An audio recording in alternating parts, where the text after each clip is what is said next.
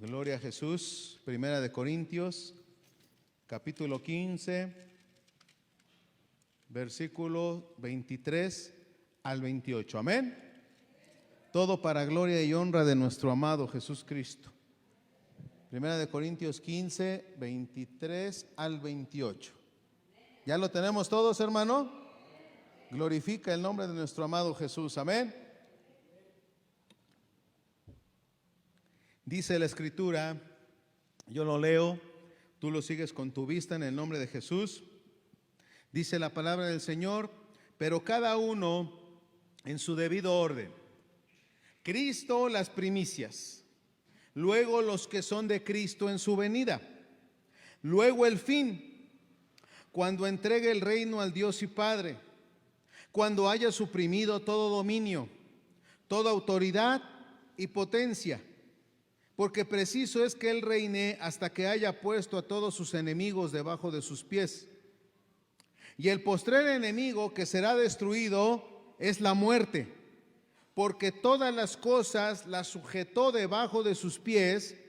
Y cuando dice que todas las cosas han sido sujetadas a Él, claramente se exceptúa aquel que sujetó a Él todas las cosas. Pero luego en todas las cosas, luego que todas las cosas le están sujetas, entonces también Él mismo se sujetará al que le sujetó a Él todas las cosas, para que Dios sea todo en todos. Amén, hermano. Gloria a Jesús. Cierra tus ojos, vamos a orar. Embare, catare, bequere, vanrebe. Por tu misericordia, por tu grande amor, porque eres bueno, grande, eterno, fuerte. Porque todos esos atributos, Señor, que se desprenden de ti, bendito Dios, bendicen la vida de cada uno, Dios. Gracias te doy, mi Cristo, porque eres bueno, porque eres misericordioso y porque tu presencia y tu poder, Señor, guía nuestras vidas. Gracias te damos. Ahora que estamos delante de tu presencia, háblanos, ministranos, instrúyenos.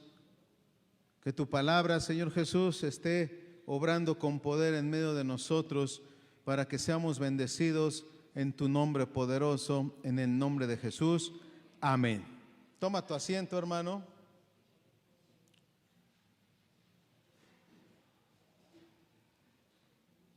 Fíjate, hermano, normalmente los que no están en Cristo tienen varias formas de ver a Dios.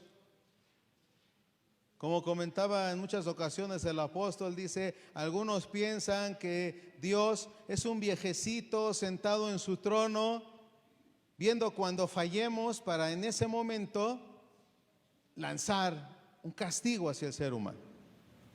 Y así hay muchas creencias, hermano, que se dan alrededor del mundo acerca de lo que es Dios. Algunos prefieren ya ni siquiera creer en Él. Y por eso, hermano, vamos a ver una doctrina crucial, que es la simplicidad de Dios. Esta enseñanza, hermano, es tan importante porque de todos los atributos que Dios tiene, nosotros, hermano, no podemos calificar a Dios con uno solo de ellos, porque en Él están todos los atributos de los que habla su palabra. Fíjate qué interesante es esto, hermano, porque tal vez es posible que no hayamos escuchado sobre la enseñanza de la simplicidad divina. Incluso si hemos estudiado en un seminario, tal vez ni siquiera hemos escuchado de ella.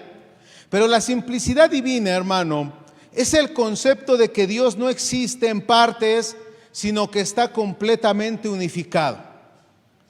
Este es, hermano, el fundamento de la enseñanza, que es que Dios no existe en partes, sino que Dios está completamente unificado.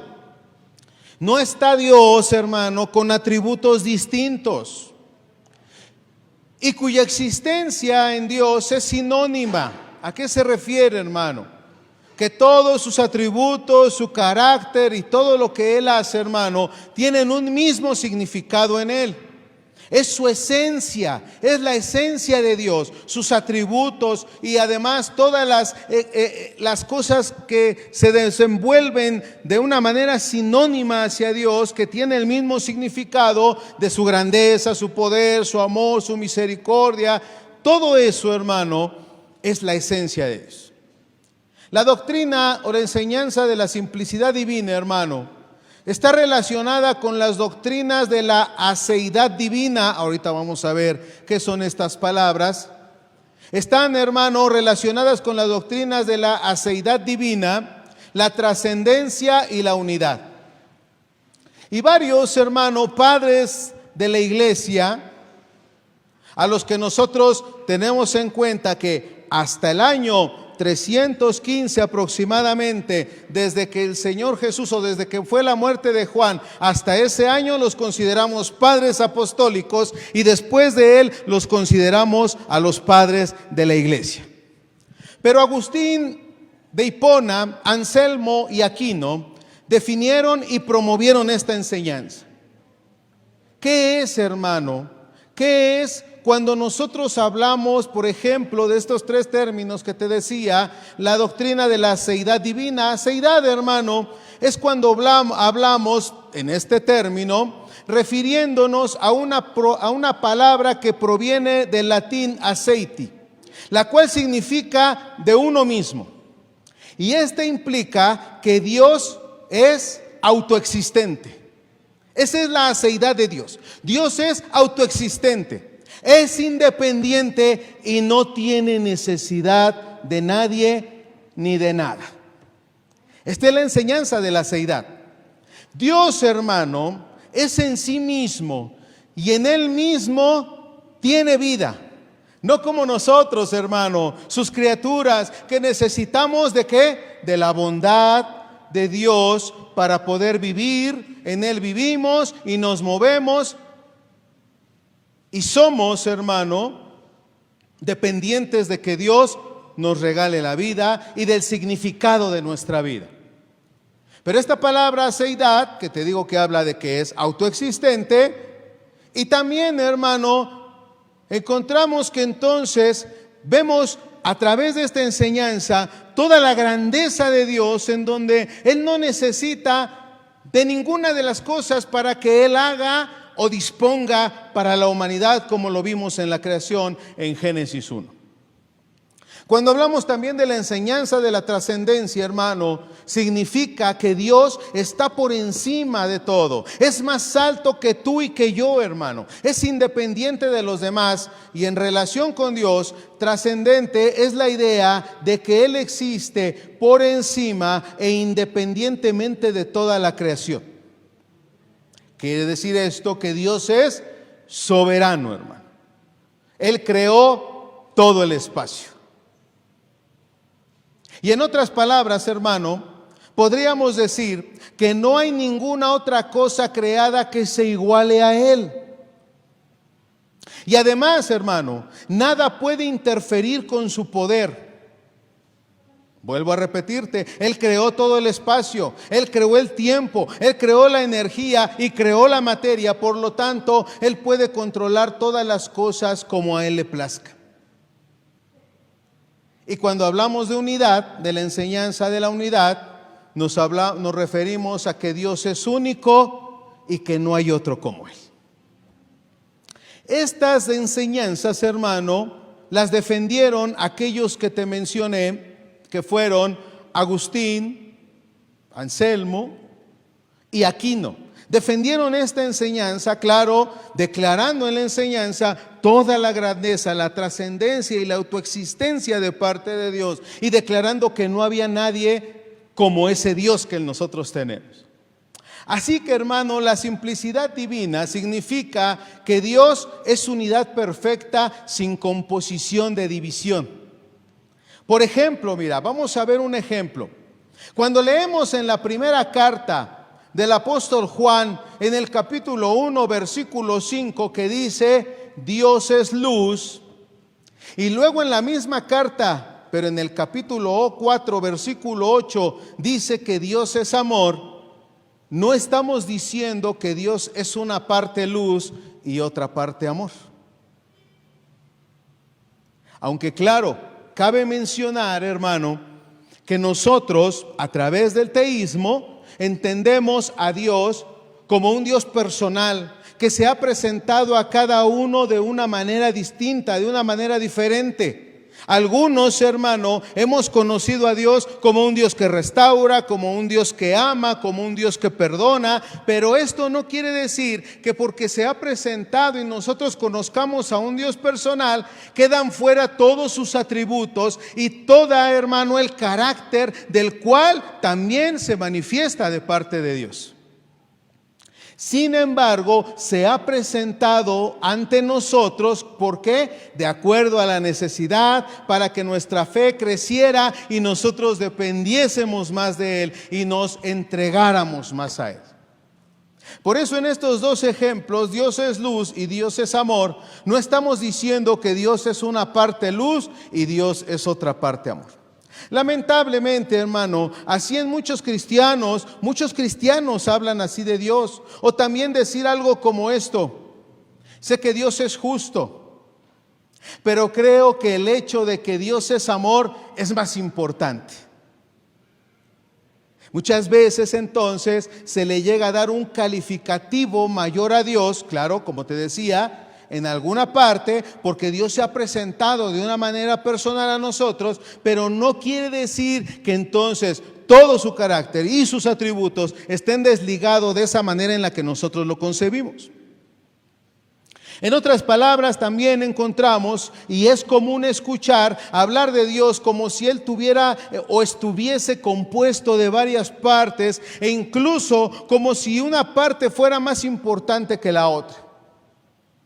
En otro ejemplo, tal vez sea un Dios 10% justo y un Dios 50% amor. La palabra, hermano, que nosotros estamos viendo acerca de la simplicidad de Dios, nos ayuda a corregir esta manera en la que nosotros muchas veces nos expresamos y de los peligros que corremos aparte de esto. Dios, hermano, no está hecho en partes. La iglesia entiende a la luz de la Escritura que Dios, hermano, se mueve en una unidad perfecta. Amén. Y es decir, hermano, que Él no está hecho de componentes que podrían sumar y obtener como ciertos resultados de Dios. Porque Dios, hermano, no es una ecuación matemática. En Deuteronomio capítulo 6, versículo 4, Dios hizo esta expresión: escucha, oh Israel, el Señor es nuestro Dios, el Señor uno es. Dándonos a entender, hermano, aparte de lo que nosotros hemos comprendido de este texto, que no está hecho de componentes que podrían sumar y obtener como resultado a Dios. Él no es una ecuación matemática. Agustín de Hipona, él dijo que Dios no puede perder ninguno de los atributos que Él posee. Además dijo que no hay diferencia entre quién es Él y lo que tiene en sí mismo. Para explicarlo, hermano, Agustín de Hipona utilizó esta ilustración. Él dijo así: si nosotros tenemos un vaso con agua, no diríamos que el vaso es lo que dicho vaso contiene. Las dos cosas están divididas. No podremos nosotros entonces solamente decir agua o es agua, sino que es un vaso en el que tiene como contenido el agua. Estas sí son dos cosas divididas. Agustín de Hipona entonces ponía este ejemplo para hacernos comprender, hermano, que Dios entonces, no porque a mí me haya contestado en una etapa de restauración, entonces yo voy a tener ese único concepto acerca de Dios, sino que todos sus atributos también son Dios. Así que nosotros entonces lo que debemos de entender, hermano, de Dios no se diferencia de su esencia ni se diferencia materialmente entre sí. Otro ejemplo lo puso Irineo, un padre de la iglesia. También habló de la simplicidad divina y él dijo lo siguiente: Dios es un ser simple, no compuesto, sin miembros diversos y totalmente semejante e igual a él mismo, puesto que es totalmente comprensivo, totalmente espíritu, totalmente pensado, totalmente inteligente, totalmente racional, totalmente auditivo y totalmente visual, y toda luz y toda la fuente de todo lo bueno. Eso es nuestro Dios, hermano. Y tal vez, hermano, estés de acuerdo con esto, pero no consideres que sea central para tu fe. ¿Cuál es el problema si pensamos que Dios tiene varias partes o hablásemos como si las tuviese? Hay peligros, hermano, de rechazar esta enseñanza. Por otro lado, rechazar la simplicidad divina, hermano, es rechazar la aseidad de Dios. ¿Qué dijimos que era la aseidad de Dios, hermano? Que Él es autoexistente. Una negación, hermano, de que Él es independiente de todas las demás cosas, existe por sí mismo. ¿Quieres un ejemplo en la Escritura? Vamos al libro de los Hechos, en el capítulo 17, versículo 24 y 25. Porque vemos que la aseidad de Dios es enseñada en pasajes como este. Aunque nosotros muchas veces no lo consideremos de esta manera,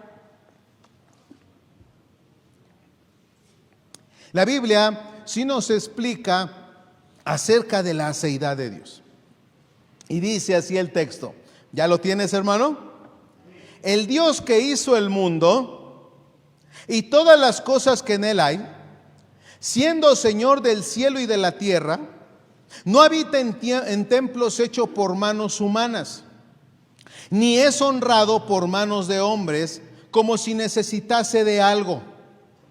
Pues Él es quien da vida, quien da a todos vida y aliento y todas las cosas. ¿Viste la aseidad de Dios, hermano? Dios tiene el poder de lo creado. No necesita de una autorización para lo que ha creado. Él no necesita de nadie para subsistir. Él entonces es, hermano, autoexistente. Amén. Esta es la aseidad de Dios. Si Dios tuviese partes, hermano, eso significaría que está compuesto y por lo tanto que tiene un compositor. También significaría que depende de algo fuera de sí mismo, lo que es una negación de su aseidad y una negación de que Él es Dios. Porque en otras palabras, hermano, ¿cuál es el peligro de rechazar esta enseñanza? Es un rechazo de que Dios es Dios. Y nosotros, hermano, en nuestra vida cotidiana debemos de tener bien presente la aseidad de Dios, de que Dios no necesita de nada, porque cuando tú te encuentras en una necesidad o en alguna enfermedad, hermano, no necesita de ninguna cosa, sino solamente el decidir traer la respuesta sobre tu vida. Así es Dios, hermano. Dios no necesita de ninguna cosa para que nosotros podamos recibir, hermano, todas aquellas cosas que Él ha prometido en su palabra. Debemos de permitir que Dios sea Dios, que Él sea el soberano sobre nuestra vida, que Él esté, hermano, en una completa autoridad, hermano, sobre cada uno de nosotros. Un ejemplo más. Si Dios está hecho en partes, Él es divisible. Y si es divisible, hermano, entonces Dios sería destructible. Si piensas en Dios como un rompecabezas formado por muchas partes y muchas piezas diferentes, ¿qué pasaría si nosotros viésemos perder una de esas piezas de las cuales le pertenecen a Dios? La imagen de Dios ante nosotros quedaría distorsionada y corrompida. Como dijo el apóstol Pablo, él mencionó algo semejante a esto y dijo así, que si no fuese cierta la resurrección por medio de Jesús Cristo, entonces nosotros seríamos los más dignos de misericordia. Nosotros entonces, hermano, a través de esta enseñanza entendemos que Dios, todo lo que se ha hablado de Él, hermano, es completamente suficiente y poderoso para que esté obrando en cada una de las vidas, en cada uno de los hogares, en cada una de las necesidades.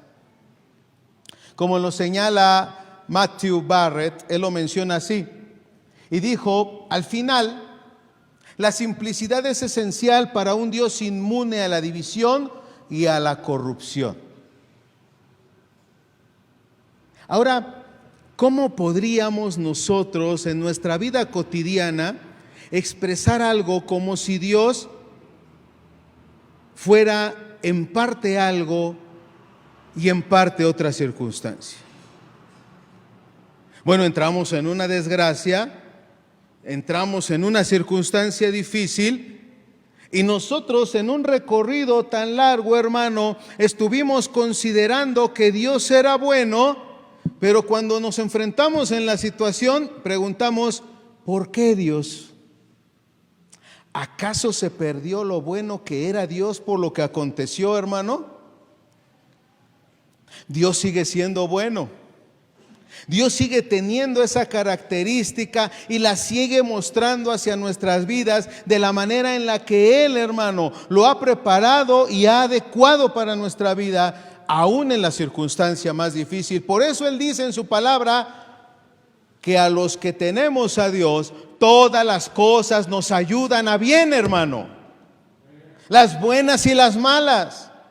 Y si nosotros nos encontramos en una necesidad económica, en una presión o en cualquier circunstancia, ese Dios bueno que nos ha sostenido durante tantos años sigue siendo bueno a pesar de la circunstancia en la que nos encontramos. No se ha dividido, no se ha partido, no ha venido a tener una actitud Dios diferente hacia nosotros. Dios sigue siendo el mismo porque es incambiable, inmutable, hermano. Él no cambia, Él no tiene variación en lo que Él decide hacer sobre nosotros. Según la simplicidad divina, hermano, tal como se entiende tradicionalmente, Dios es el centro de todos los atributos divinos, sin forma ni representación física. La simplicidad divina, hermano, es el argumento de que Dios no posee cualidades. Él es esas cualidades.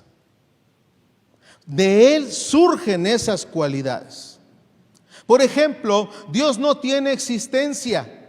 Él es la existencia divina. La omnisciencia no es algo que Dios tiene. Él es la omnisciencia. En primera de Juan capítulo 4 versículo 16 dice en parte, Dios es amor y el que permanece en amor permanece en Dios y Dios en él. Así que, hermano, la simplicidad divina que nosotros estamos estudiando el día de hoy, ve esa declaración como una validación del punto de que Dios no posee atributos amorosos, sino más bien Él define el concepto mismo del amor. ¿Sí estamos, hermano? Te vuelvo a leer el texto. Dios es amor. Y el que permanece en amor, permanece en Dios y Dios en él. Hay muchos que dicen, bueno, es que David tenía un corazón conforme a Dios. Sí, así lo dice la Escritura. Pero ¿por qué dice eso la Escritura, hermano? Porque Dios puso de su corazón en el corazón de David. ¿Te das cuenta de la diferencia? Porque nosotros tal vez tratemos de encontrar, bueno, ¿qué hizo David para tener un corazón conforme a Dios? Pues tocaba el arpa, fue rey, defendió, mató a Goliat, defendió al rey. No, hermano, no es eso. Es que Dios de su corazón puso en el corazón de David. Por eso era David conforme al corazón de Dios. Finalmente, hermano, la simplicidad divina tiene que ver con el Evangelio. Te comento este ejemplo. Mira, un estudiante de universidad tenía un amigo arminiano que una vez le dijo a otro de sus amigos: La diferencia entre ustedes y nosotros, los calvinistas, le dijo este varón, es que ustedes enfatizan la justicia de Dios mientras nosotros nos enfatizamos en su amor. Ay, hermano, ahí está el problema doctrinal de las iglesias tradicionalistas, que tienen un enfoque hacia Dios y piensan que Dios es solamente en ese enfoque que ellos han, hermano, atesorado para el desarrollo y el crecimiento de la iglesia. No, hermano, no puede ser así, porque Dios tiene una infinidad de atributos que se desprenden de Él porque es su esencia, y eso está dispuesto para ti y para mí, hermano. Por eso algunos piensan, no, es que hay unos tienen dones, otros no tienen dones, otros tienen solamente tal ministerio, otros tienen tal ministerio. Pero la escritura es clara, hermano, en Hebreos capítulo 13, versículo 8. Dios es el mismo ayer, hoy y por los siglos. Y si levantó en algún tiempo ministros para Él, Él seguirá levantando, hermano, ministros hasta el día que Él venga. Amén. No podemos nosotros tener esas diferencias, porque entonces yo te preguntaría, ¿cuál es la característica de Remanente Nuevo en la cual nosotros nos enfatizamos según Dios? ¿Cuál es? ¿Cuál es, hermano? Tendríamos infinidad de respuestas. Tendríamos infinidad de respuestas cada uno de nosotros. Porque nosotros, gracias a Dios, hemos aprendido que Dios es todo lo que la Biblia expresa de ese Dios. Amén. Esto es, hermano, como si cuando pensamos en la naturaleza de Dios, nuestros cálculos pudieran revelar que tiene un porcentaje más alto de justicia que de amor, o al revés. No es así, hermano. No es así. La cruz, hermano, como pregunta, o el sacrificio de Cristo, ¿revela el amor de Dios o revela la justicia de Dios? ¿Qué me respondes, David? ¿El sacrificio de Cristo en la cruz revela el amor de Dios o revela la justicia de Dios? Las dos.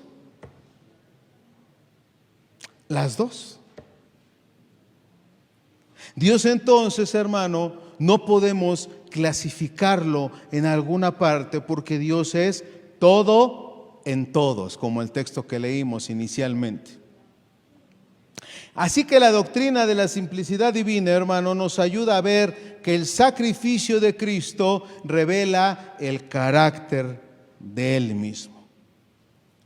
Y no es que sea más amor que justicia, o al contrario, hermano, sino que Él es amor y también es justicia. ¿Cómo lo describe Romanos 3, 24 y 26?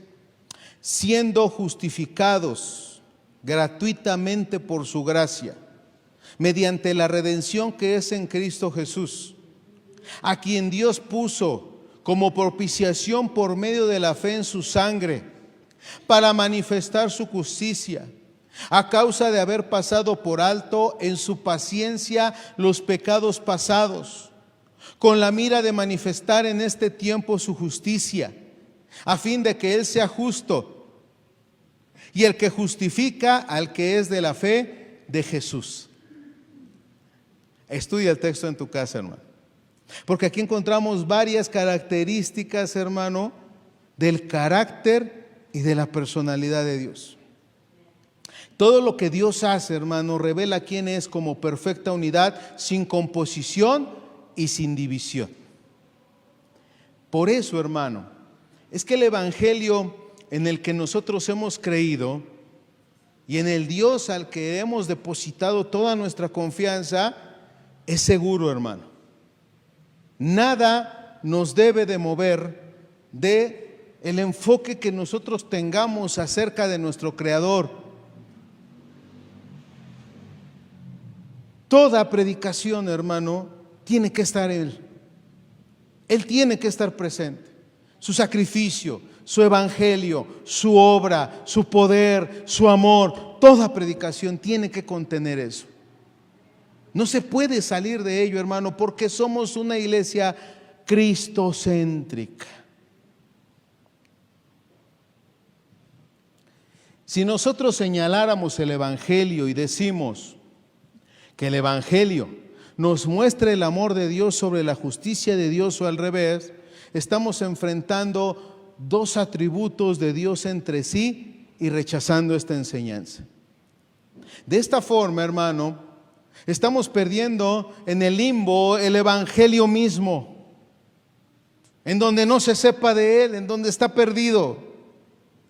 Pero déjame decirte que la salvación de Cristo fue el resultado de que Él tuvo un plan amoroso y maravilloso sobre nosotros.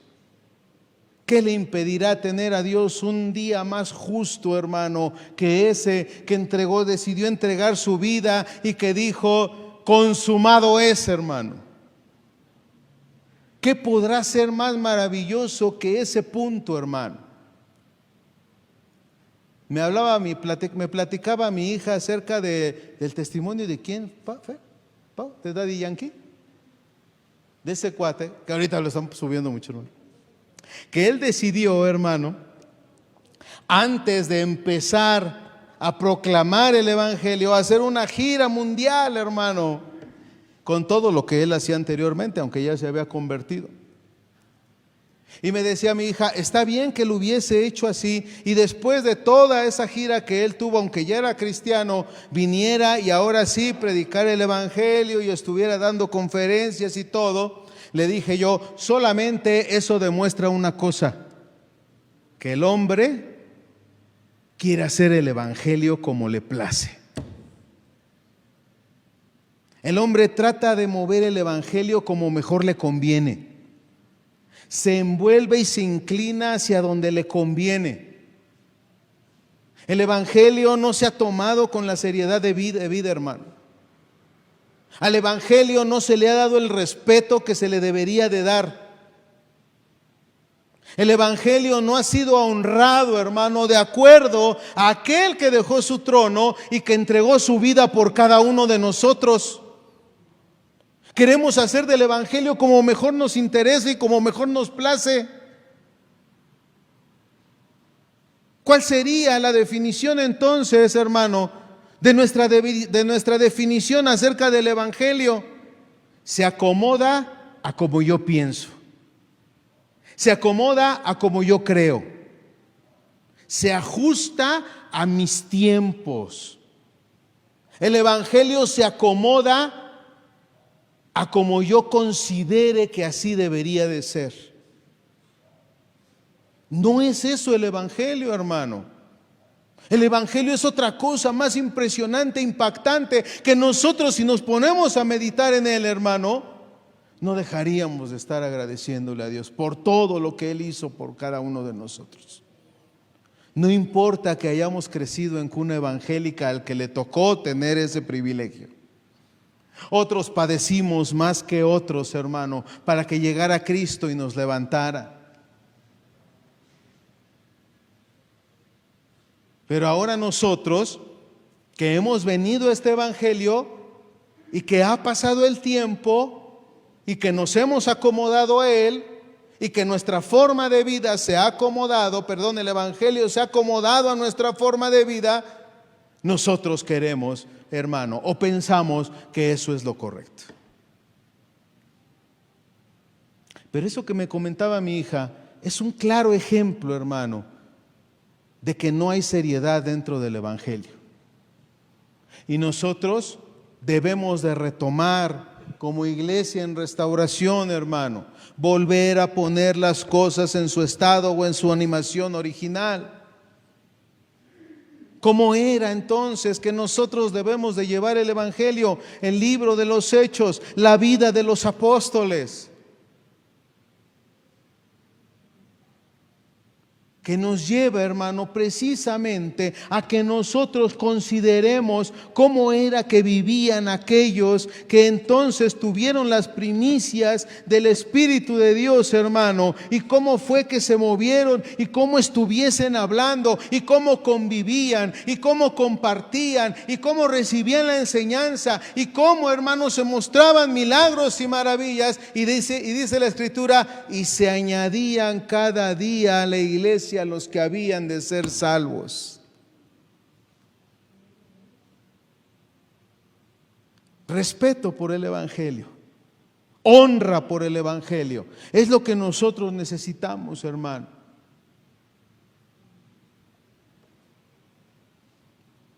Así que el Evangelio es seguro y nuestra salvación es segura,